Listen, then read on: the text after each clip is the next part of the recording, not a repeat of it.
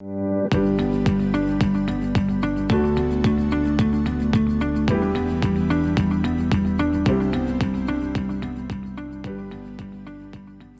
bonjour à tous, je suis très heureux de vous retrouver ici dans les studios d'Enseigne-moi, InStudio, pour une série sur comment expérimenter cette semaine la gloire de Dieu, comment Dieu veut nous amener dans un niveau supérieur de gloire. Et j'aimerais voir avec vous un message sur le ciel ouvert, comment expérimenter dans nos vies un ciel ouvert, une révélation qui peut transformer, qui peut changer votre vie. Et j'aimerais lire avec vous dans Ésaïe 64, versets 1 à 4, où il est écrit « Oh, si tu déchirais les cieux !» Si tu descendais, les montagnes s'ébranleraient devant toi, comme s'allume un feu de bois sec, comme s'évapore l'eau qui bouillonne, tes ennemis connaîtraient ton nom, et les nations trembleraient devant toi. Lorsque tu fis des prodiges que nous n'attendions pas, tu descendis et les montagnes s'ébranlèrent devant toi. Jamais on n'a appris ni entendu dire, et jamais l'œil n'a vu qu'un autre Dieu que toi fit de telles choses pour ceux qui se confient en lui. Amen. Ésaïe là, va prier et implorer Dieu qu'il puisse déchirer les cieux. Et on sent que dans sa prière, il y a un soupir. Il va dire « Oh, si tu déchirais les cieux !» Et il a conscience que c'est la seule manière pour le monde d'expérimenter la gloire de Dieu, que le ciel puisse s'ouvrir sur le monde comme il s'est ouvert sur la vie du prophète Ésaïe. Quand vous lisez l'histoire d'Ésaïe au chapitre 6, il va connaître une expérience surnaturelle et glorieuse, puisque le ciel va s'ouvrir sur son ministère. Dans Ésaïe 6, versets 1 à 4, vous lirez, il va voir le ciel s'ouvrir devant lui et il va entendre la voix de Dieu et les anges chanter « Saint, Saint, Saint est le Seigneur, Dieu Tout-Puissant, la terre entière est remplie de sa gloire. » Et à partir de là, le ministère d'Ésaïe va être complètement changé, complètement transformé. Il va devenir un prophète qui va recevoir des révélations particulières de la part du Seigneur. Et j'aimerais rappeler que le ciel, à la base, était ouvert pour tous les hommes. Et c'est le péché dans le jardin d'Éden qui a fermé le ciel. Au tout début, Adam et Ève avaient une relation parfaite avec Dieu. Ils voyaient Dieu face à face. Et lorsque le péché va rentrer dans Genèse 3, versets 9 et 10, il est dit que l'Éternel Dieu appela l'homme et lui dit « Où es-tu » Il répondit « J'ai entendu ta voix dans le jardin. J'ai eu peur parce que je me suis nu et je me suis caché. » Et à partir de là, le ciel va être comme fermé. Le ciel va être d'airain. Et tout au long de la parole de Dieu, vous retrouvez ce principe. Dans Lévitique 26, verset 19, par exemple, Dieu dira « Je briserai l'orgueil de votre force et je rendrai votre ciel comme du fer et votre terre comme de l'airain. » Et le ciel va être complètement fermé. Dans Deutéronome 11, verset 17, Dieu dira au peuple « La colère de l'Éternel s'enflammerait alors contre vous. Il fermerait les cieux, il n'y aura point de pluie. La terre ne donnera plus de ses produits et vous périrez promptement dans le pays que l'Éternel vous donne. » Et le péché a fermé littéralement le ciel sur toute l'humanité. On sait que dans l'Ancien Testament, Dieu va permettre quand même que le ciel s'ouvre de temps en temps sur certaines personnes pour une mission particulière. Par exemple, on connaît ensemble l'histoire de Jacob, ce patriarche. Il va être dans la présence de Dieu, il va être à Bethel, ce qui veut dire littéralement la maison de Dieu, et il va expérimenter une expérience qui va littéralement transformer et changer sa vie, puisque le ciel va s'ouvrir pendant un instant sur sa vie. Dans Genèse 28, versets 10 à 12, vous retrouvez cette expérience, il est écrit là, « Jacob partit de Beersheba et s'en alla à Charan. Il arriva dans un lieu où il passa la nuit car le soleil était couché. Il prit une pierre dont il fit son chevet. Il se coucha dans ce lieu-là. Il eut un songe et voici une échelle était appuyée sur la terre et son sommet touchait au ciel. Et voici les anges de Dieu montaient et descendaient par cette échelle. Et on sait que là, il va voir la gloire de Dieu. On sait par exemple que le prophète aussi Ézéchiel va vivre une expérience comme ça dans Ézéchiel 1.1, la 30e année, le 5e jour du 4e mois. Comme j'étais parmi les captifs du fleuve du Kébar, les cieux s'ouvrirent et j'eus des visions divines. Donc on voit que de temps en temps, Dieu va permettre sur certaines personnes, comme pour Jacob qui était patriarche, comme pour Ézéchiel qui était prophète, que le ciel s'ouvre. Et dans ce texte, ce qui est intéressant, c'est que quand le ciel va s'ouvrir sur la vie d'Ézéchiel, il va expérimenter ce qu'on appelle des visions divines. Et lorsque le ciel s'ouvre sur la vie de quelqu'un, la vie de la personne peut commencer à voir des réalités spirituelles qu'elle ne voyait pas avant. Mais ça, c'est l'ancienne alliance, c'est juste de temps en temps. C'est comme le jour de la piscine de Bethesda, À la piscine de Bethesda, Jésus s'est rendu, il a guéri un malade qui était là depuis 38 ans. Et le texte va dire dans l'évangile de Jean, au chapitre 5, que dans cette piscine, l'ange descendait, ouvrait le ciel et de temps en temps, il y avait un mouvement de l'eau et le premier qui rentrait dans l'eau était guéri, quelle que fût sa maladie. Mais là, on parle d'une expérience qui avait lieu de temps en temps. Et les hommes de l'ancienne alliance vivaient comme ça, Dieu avait une mission particulière pour eux, et la souveraineté de Dieu faisait qu'ils pouvaient avoir un ciel ouvert sur leur vie pour vivre une mission particulière dans la présence de Jésus, dans la présence de Dieu. Mais là, on arrive un jour à la nouvelle alliance, et Jésus vient sur la terre au temps marqué. Il naît dans un village qui s'appelle Bethléem, il arrive, la maison du pain, il commence son ministère, et on sait que jusqu'à l'âge de 30 ans, il n'expérimente aucun miracle, il ne fait rien, il est fils d'un charpentier. Et tout d'un coup, le ministère de Jésus commence par le baptême. Dans Luc 3, versets 21 et 22, il est dit que tout le peuple se faisait baptiser, et Jésus fut aussi baptisé par obéissance. Et pendant qu'il priait, le ciel s'ouvrit. On parle d'un ciel ouvert cette semaine. Et le Saint-Esprit descendit sur lui, sous une forme corporelle comme une colombe.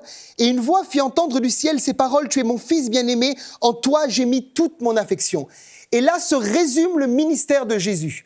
Il arrive et le ciel s'ouvre. C'est comme un acte prophétique que fait le Père sur le Fils pour montrer au monde que Jésus va opérer dans une dimension sur la terre dans laquelle personne n'a jamais opéré avant lui. Jésus va opérer tout au long de son ministère avec un ciel ouvert.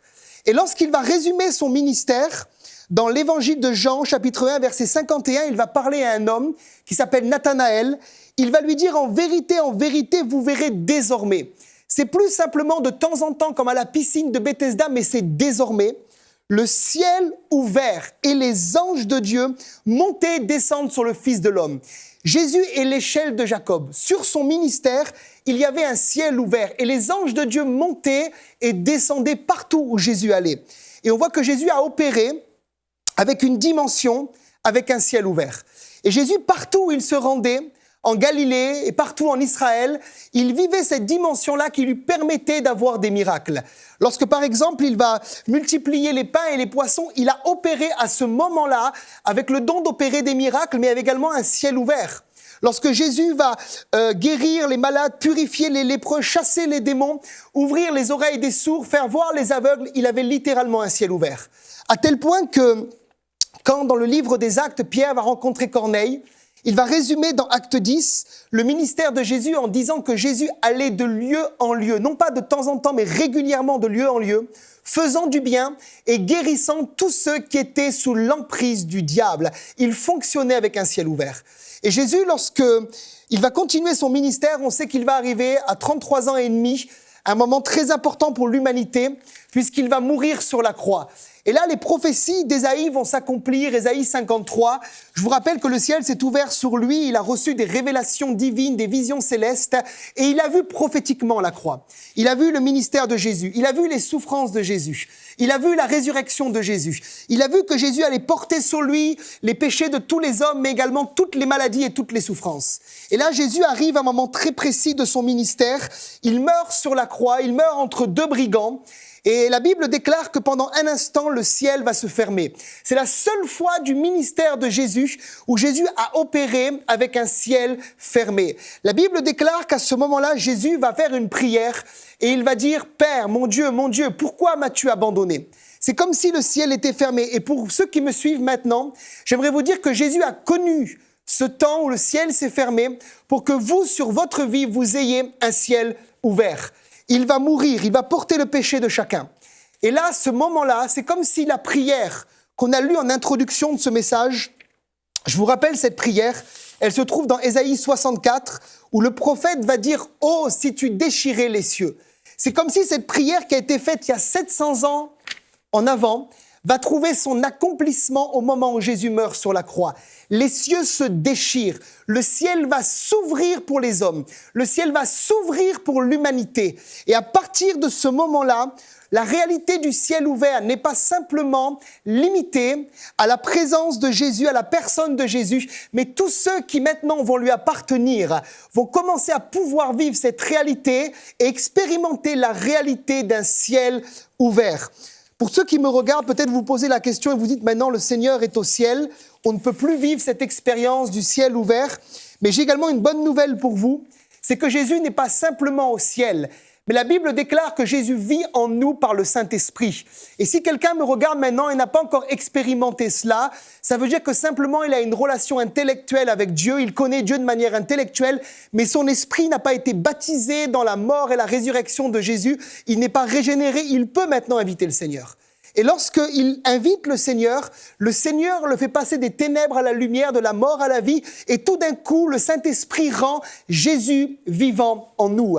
Et si Jésus vit en vous, il n'est pas simplement au ciel, mais il est en vous par le Saint-Esprit, partout où vous allez, partout où vous vous déplacez, partout où vous opérez, si vous êtes un ministère don, si vous êtes un ancien, un diacre ou autre, partout où vous travaillez pour le Seigneur, vous pouvez également opérer avec cette réalité d'un ciel ouvert sur votre vie. Beaucoup de gens prient et disent « Seigneur, s'il te plaît, déchire les cieux, ouvre le ciel, manifeste ta gloire, manifeste ta puissance », comme si le Seigneur devait revenir sur terre, mourir une deuxième fois. Si vous avez reçu Jésus dans votre vie, le ciel est ouvert maintenant sur votre vie et vous pouvez commencer à expérimenter des choses glorieuses, à expérimenter des visions célestes, à expérimenter des songes, à expérimenter des chants dans l'esprit, des supplications dans la prière, des temps où Dieu vous parle cœur à cœur, face à face. C'est une réalité dans votre vie. Le jour où j'ai compris ce message, que Christ vivait en moi,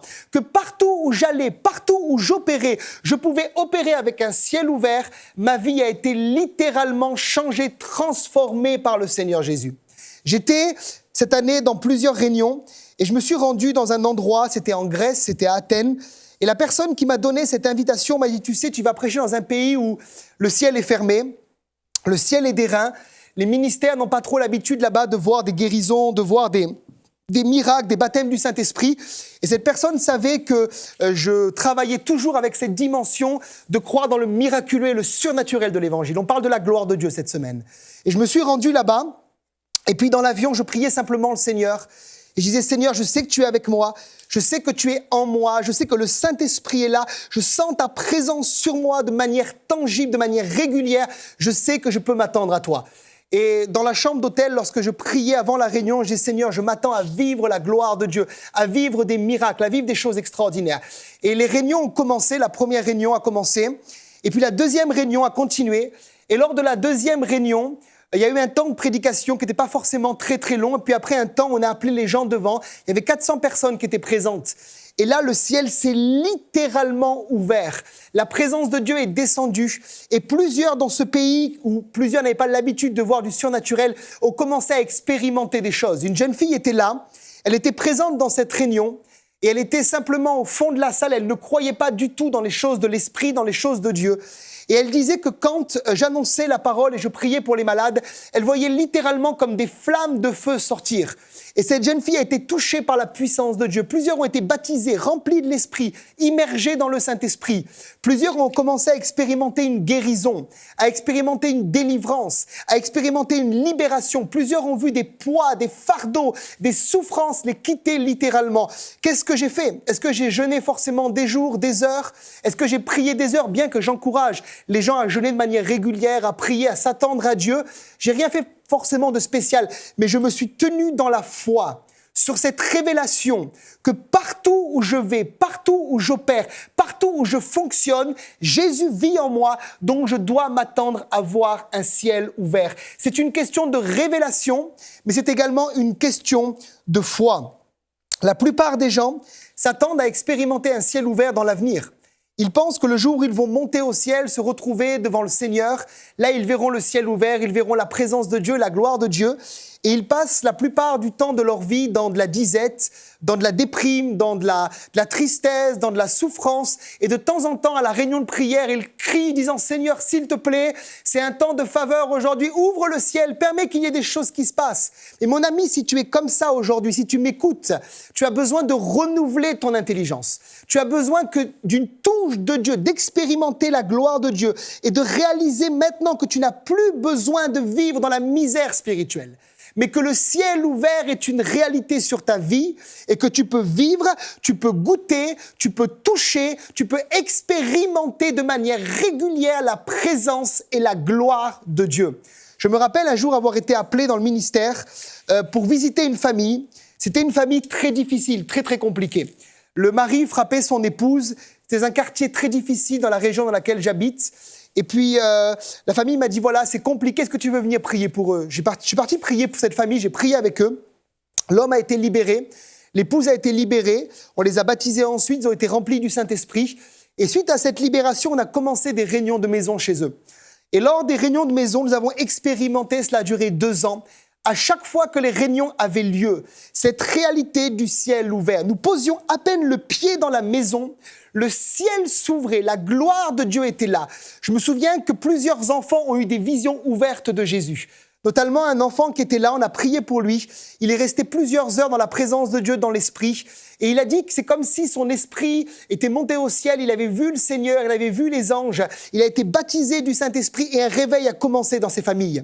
Des trentaines, des quarantaines de personnes assistaient aux réunions. Plusieurs étaient baptisés de l'esprit, des grosseurs disparaissaient, des démons sortaient, des gens étaient libérés par la puissance de Dieu. Sur simplement cette révélation-là, c'est que le ciel est ouvert sur tous les enfants de Dieu qui nous regardent maintenant. Et simplement par le moyen de la foi, vous pouvez commencer à expérimenter des guérisons, à expérimenter des miracles. Vous savez, les apôtres, lorsqu'ils opéraient, dans le livre des Actes des Apôtres, on verra ça cette semaine, ils opéraient avec cette réalité-là. Ils avaient vu Jésus. Ils avaient opéré avec Jésus. Ils avaient connu le ministère de Jésus. Ils avaient été habitués à travailler avec Jésus. Et bien sûr, ils priaient, bien sûr, ils cherchaient la face du Seigneur. On voit ça dans le livre des Actes. Ils vont demander à Dieu des guérisons. Mais ils travaillaient avec cette révélation de la résurrection. Christ en nous, c'est l'espérance de la gloire. Et l'apôtre Paul dira dans Galates 2, verset 20, que ce n'est plus nous qui vivons, mais c'est Christ qui vit en nous. Et la Bible déclare qu'il témoignait avec force de la résurrection du Seigneur et une grande grâce. C'est la faveur de Dieu, c'est le ciel ouvert, reposé sur les apôtres. Dieu n'a pas changé, Jésus n'a pas changé. La Bible déclare qu'il est le même hier, le même aujourd'hui, le même pour toute l'éternité. Ça veut dire que ce qui change, c'est nous qui changeons. Nous sommes variants. Un jour nous croyons, le lendemain nous ne croyons pas. Mais si nous demeurons fermes sur cette parole, avec cette réalité de la foi que le ciel est ouvert, nous allons commencer à opérer et l'Église en France va commencer, en Afrique, en Belgique, en Suisse, au Canada, dans la francophonie va commencer à opérer avec une dimension du surnaturel et une dimension de la gloire qui est tout autre. Je suis tellement triste quand on parle aujourd'hui dans les églises du surnaturel, de la gloire de Dieu, de la présence de Dieu, tangible, c'est ça la gloire de Dieu, c'est la présence de Dieu tangible. Les gens souvent pensent qu'on est mystique, pensent qu'on est bizarre, pensent que nous prêchons un autre évangile. Mais en réalité, le surnaturel de Dieu, on va voir cette semaine, la présence de Dieu, c'est le naturel de Dieu et c'est le naturel pour chaque croyant né de nouveau bibliquement parlant. Nous devrions vivre normalement, de manière régulière, des miracles, des guérisons, des délivrances, des baptêmes du Saint-Esprit, le ciel ouvert, les dons spirituels, la manifestation de tous les dons spirituels. Nous devrions vivre ces choses. Mais ce qui empêche le peuple francophone de rentrer dans cette réalité, c'est souvent l'incrédulité et un manque de foi dans la parole, de renouvellement de l'intelligence, qui font que les gens continuent à prier pour que le ciel s'ouvre, alors que le ciel est déjà ouvert. Lorsque Jésus va demander aux apôtres de prier, après sa résurrection, je prends le texte pour vous dans l'évangile de Marc, au chapitre 16. Jésus va dire cela. Il dira « Allez par tout le monde et prêchez la bonne nouvelle à toute la création. Celui qui croira et qui sera baptisé sera sauvé, mais celui qui ne croira pas sera condamné. » Puis il déclara « Voici les miracles qui accompagneront ceux qui auront cru. » Si tu m'entends, cette parole est pour toi. Il ne dit pas « voici les miracles » qui accompagneront simplement les apôtres, les évangélistes, les prophètes, les pasteurs, les docteurs ou les anciens, mais tous ceux qui auront cru. Il dit « en mon nom, c'est une réalité, ils chasseront les démons. Ils parleront de nouvelles langues, ils saisiront des serpents. S'ils boivent quelques breuvages mortels, ils ne leur feront point de mal. Ils imposeront littéralement les mains aux malades et les malades seront guéris. » Si tu es enfant de Dieu, cet héritage est pour toi. Tu peux vivre, expérimenter cette réalité d'un ciel ouvert sur ta vie. Il n'a pas dit que les miracles qui accompagneront ceux qui auront cru seront simplement d'aller à l'église tous les dimanches bien cravatés, même si j'aime les cravates, ou en costume bleu, etc. Mais il dit que c'est des miracles qui doivent accompagner les enfants de Dieu. Je vous pose la question, quand est-ce que vous avez chassé un démon pour la dernière fois ? Quand est-ce que vous avez vu une guérison pour la dernière fois ? Quand est-ce que le miraculeux a accompagné votre vie pour la dernière fois ? Si ça fait très très longtemps, j'aimerais vous dire que vous pouvez vivre ces choses aujourd'hui dans le surnaturel de Dieu en réalisant que le ciel peut être ouvert sur votre vie.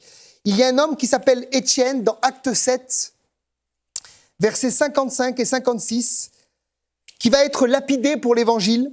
Et lorsqu'il est lapidé, il va avoir une vision ouverte de Jésus. Il y a plusieurs visions, on verra ça cette semaine, il y a des visions ouvertes, des visions spirituelles, il y a plusieurs sortes de visions, et lui c'est une vision ouverte, il voit le Seigneur.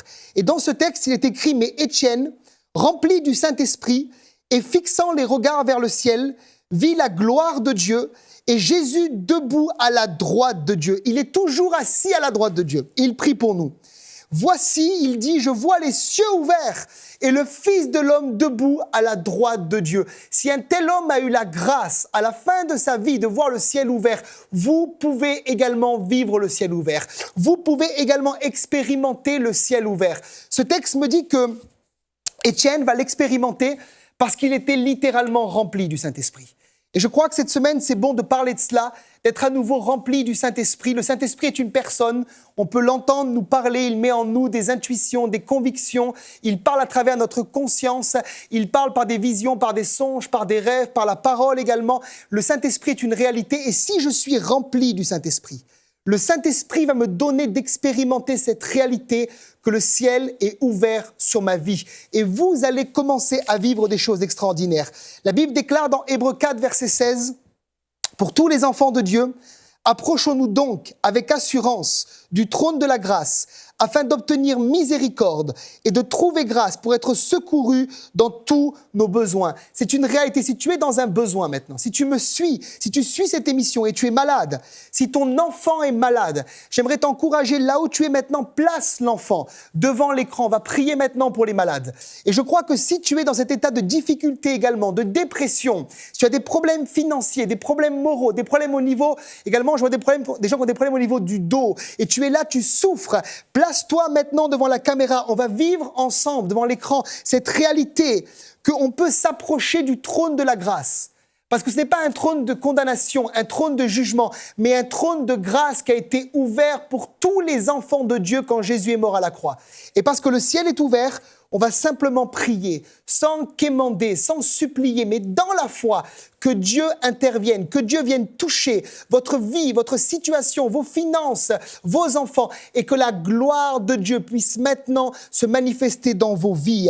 J'aimerais simplement prier pour vous maintenant. Attendez-vous simplement au miraculeux, à la gloire de Dieu, à la grâce de Dieu. Placez-vous dans la foi maintenant, sur cette révélation que le ciel est ouvert. Père, nous sommes dans ta présence maintenant. Et je veux prier dans le nom de Jésus-Christ. Père, pour tous ceux qui nous regardent maintenant, je prie, Père, premièrement pour tous ceux qui sont tourmentés dans le nom de Jésus. Et je prie qu'il y ait maintenant une touche de Dieu, une touche surnaturelle de Dieu, pour libérer maintenant des tourments, des cauchemars, de l'insomnie, de la dépression nerveuse, de tout ce qui vient pour tourmenter ton peuple. Père, dans le nom de Jésus-Christ, je prie maintenant que le ciel puisse s'ouvrir et que plusieurs puissent toucher du doigt la réalité de la délivrance dans le nom de Jésus. Père, je prie maintenant pour tous ceux qui nous regardent maintenant, qui ont des maux de dos et qui sont là avec des problèmes au niveau de la colonne vertébrale, des vertèbres, de reins, Seigneur. Je prie pour eux dans le nom de Jésus, que vous puissiez sentir dans votre colonne vertébrale, dans votre dos maintenant l'onction de guérison, vous traversez dans le nom de Jésus, que la puissance de Dieu de manière tangible vous touche maintenant dans le nom de Jésus et que vous soyez libérés maintenant et guéris. Je prie, Père, que plusieurs maintenant également puissent être délivrés de tous les maux qui les accablent dans leur corps. Je commande, Seigneur, à la maladie de partir et je proclame une onction de guérison sur tous ceux qui nous regardent, Seigneur. Je vais également, Père, prier maintenant Pour tous ceux qui nous regardent et qui n'ont jamais expérimenté, Père, la présence de Dieu de manière tangible. Père, je prie pour eux. Si vous nous regardez maintenant et jamais vous avez reçu des visions célestes, j'aimerais prier pour vous dans le nom de Jésus. Et je veux déclarer maintenant sur vos vies, dans l'autorité du nom de Jésus-Christ, que dans les mois qui viennent, dans les semaines qui viennent, dans les jours qui viennent, dans les heures qui viennent, vous puissiez commencer à expérimenter des visions célestes, à voir le ciel s'ouvrir, à voir les anges de Dieu, à voir la gloire de Dieu sur votre vie. Dans le nom de Jésus-Christ maintenant, il y a des ministères qui nous regardent et votre ministère est sec. J'avais cette pensée avant l'émission de personnes qui nous regardaient et qui étaient secs dans leur vie spirituelle. Je veux déclarer une abondance sur votre vie maintenant. Je veux déclarer un ciel ouvert. Je veux déclarer que partout vous allez opérer, partout où vos pieds vont se poser, vous allez opérer avec cette dimension du ciel ouvert, de la gloire de Dieu, des anges qui montent et qui descendent sur votre ministère. Je veux déclarer sur votre église locale également la gloire de Dieu. Si votre église locale ne vit pas la gloire de Dieu, je veux déclarer un ciel ouvert sur votre église locale, la puissance de Dieu, même sur les enfants de l'école du dimanche, la gloire de Dieu, que plusieurs soient visités, soient baptisés, soient immergés dans la puissance du Saint-Esprit, reçoivent des visions célestes et que votre ministère soit littéralement changé, transformé par la puissance du Saint-Esprit. Je te remercie de le faire, Père, au nom de Jésus. J'ai prié maintenant pour vous. Attendez-vous maintenant au Seigneur. Et j'aimerais terminer en témoignant simplement de cela, que ma vie entière a changé le jour où j'ai eu cette révélation. J'étais un ministère qui travaillait non pas du tout dans le surnaturel, mais dans le naturel. J'opérais, je priais, je visitais pour les gens et je ne voyais pas de guérison de manière régulière. Simplement, de temps en temps, la faveur de Dieu se manifestait. Et puis le jour où j'ai compris la gloire de Dieu, la présence de Dieu, on va en parler cette semaine, comment expérimenter la gloire de Dieu, Dieu a commencé à me parler sous le ciel ouvert. Et Dieu m'a dit, Stéphane, tu vas opérer et tu dois opérer maintenant, avec une dimension supérieure, un ciel ouvert sur ta vie. Et j'ai commencé à vivre des choses dans l'esprit. Je ne vais pas forcément parler de ça maintenant, mais c'était personnel avec le Seigneur. Et j'ai commencé à réaliser qu'il y avait une autre dimension spirituelle. Et de la même manière que Dieu l'a fait pour moi, il veut le faire pour toi cette semaine. Il veut changer ta vie. Il veut transformer littéralement ta vie pour que tu puisses vivre et expérimenter là où tu es un ciel ouvert. Beaucoup de gens disent que le ciel ouvert est sur certaines régions. Ça veut dire que Dieu aurait une faveur particulière sur la France, par exemple. Il ouvre le ciel et sur l'Afrique, le ciel est fermé. Ce n'est pas du tout un enseignement que l'on retrouve dans les Écritures. Dieu veut ouvrir le ciel sur tous les enfants de Dieu. Donc c'est une bonne nouvelle pour vous cette semaine, où que vous vous trouviez, au Canada, en Afrique, en Suisse, en Belgique ou autre part dans le monde, vous pouvez vivre cette réalité que le ciel est ouvert sur votre vie, sur votre ministère, et vous pouvez commencer à vivre, à expérimenter la gloire de Dieu de manière régulière. On continuera cette semaine à parler de ça, et je crois que le niveau de foi va continuer à augmenter. Que le Seigneur vous bénisse, soyez rafraîchis, soyez encouragés dans le nom puissant du Seigneur Jésus. On se retrouve demain pour un nouveau message sur comment expérimenter la gloire de Dieu. Que Dieu vous bénisse.